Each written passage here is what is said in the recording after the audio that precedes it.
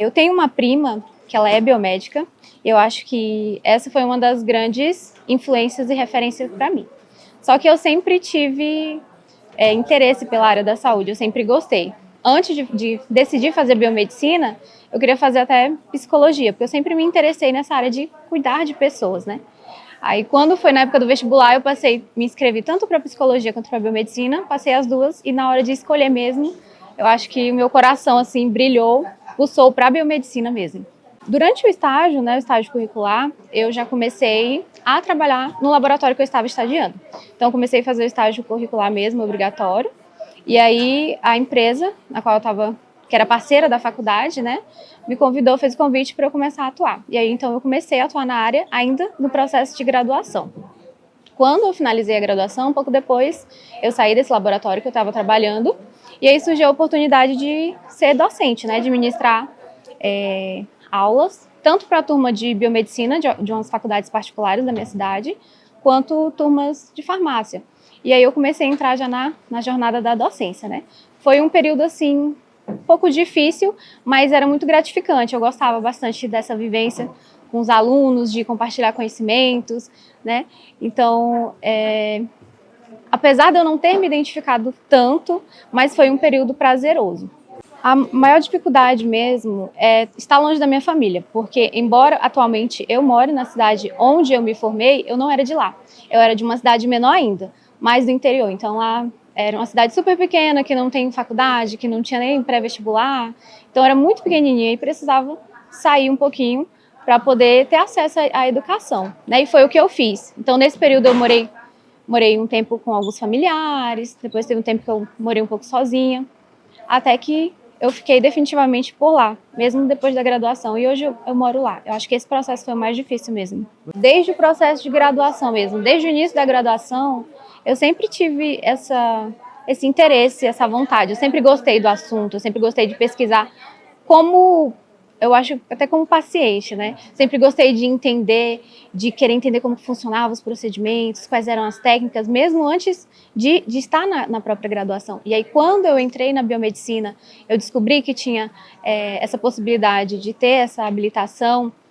Meus olhos sempre foram brilhando e me chamando para esse lado. Eu sempre me identifiquei muito com a estética desde o início. Então, antes mesmo de finalizar, eu tinha certeza que eu queria me especializar naquilo e não só ser paciente, não só fazer em mim, mas fazer em outras pessoas, né? Entregar um resultado bom para outras pessoas, assim como eu desejava para mim também. Eu sempre soube que, como era algo que eu gostava, sempre ia ser prazeroso para mim, independente de onde eu estivesse, mas como era algo que brilhava os meus olhos, ia ser sempre muito bom.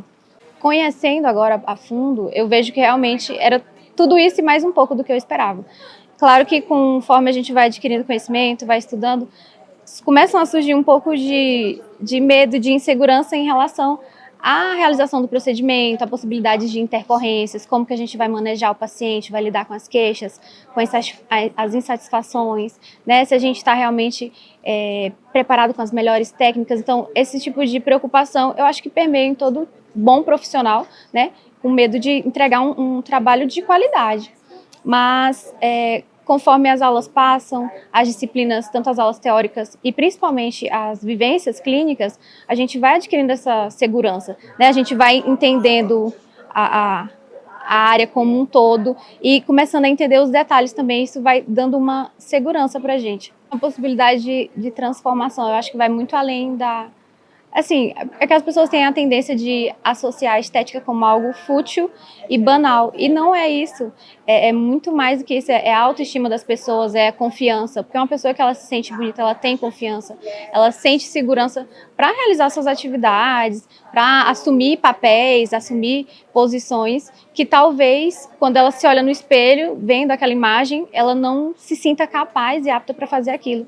E através da estética a gente consegue trilhar esse caminho junto com o paciente, de fazer ele conseguir se enxergar o potencial que ele tem, ver no espelho aquilo que ele é também, né? Com a pandemia, eu comecei a refletir muito acerca do tempo que a gente tem para passar com as pessoas que a gente ama, porque durante esse processo, essa pandemia, a gente acabou perdendo muitas pessoas, muitos amigos, muitos familiares, e pensar em um trabalho que ele consome a maior parte do seu tempo e você não tem tempo para ver seus amigos, ver sua família, passar tempo, ter lazer, ter qualidade de vida, isso hoje para mim é inviável. Então, um trabalho, uma profissão que além de fazer algo que eu gosto, me remunera bem, ainda me dá uma oportunidade para eu viver a minha vida também, é fundamental, é essencial, virou prioridade mesmo. No começo foi um pouco difícil, mais questão de ajustar mesmo o posicionamento das mãos, a forma de segurar, mas eu acho que isso às vezes a gente se prende muito nessa preocupação, mas é uma coisa que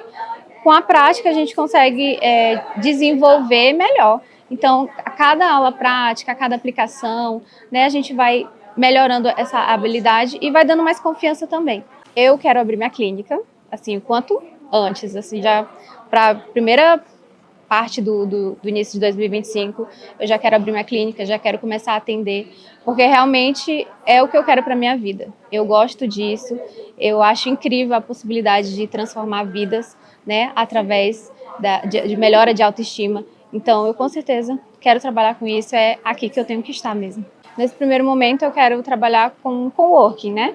Alugar uma sala comercial para começar a fazer esses atendimentos iniciais. E aí eu penso que a partir do momento que a gente começa a ter uma cartela, uma gama de pacientes e clientes, a gente tem mais estrutura financeira e segurança para começar a pensar em alugar um espaço de forma fixa, né? Por exemplo, uma sala comercial para eu ter ela o mês inteiro. Então, eu tenho meu esposo, que graças a Deus, ele é advogado, ele é da área da contabilidade, então ele vai me auxiliar muito nesse processo. Então, a gente já começa a planejar, a verificar todas essas questões burocráticas. Então, eu tenho essa sorte, né, de ter essa ajuda dele ao meu lado para pensar nesses detalhes.